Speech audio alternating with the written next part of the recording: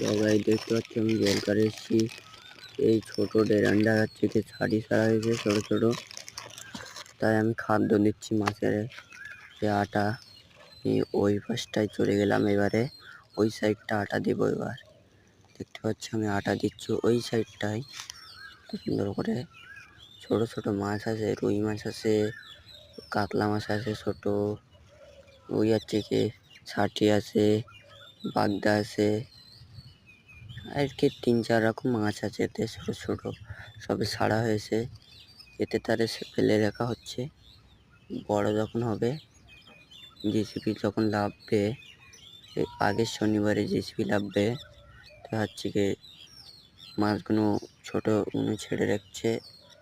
JCB কাটা হয়ে গেলে ছ্যালোয় পানি তুলে জল করে ছোট মাছগুলো এবার কাটানো হবে।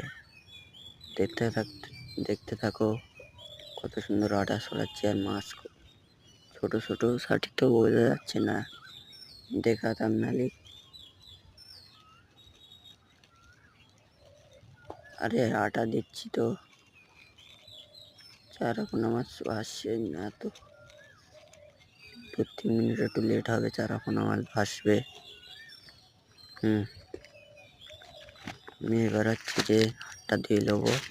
হাতে আটা লেগে হাতটা ভালোভাবে ধুইলেই, দেখতে পাচ্ছ আমি হাতটা ভালোভাবে ধুয়ে দিচ্ছি।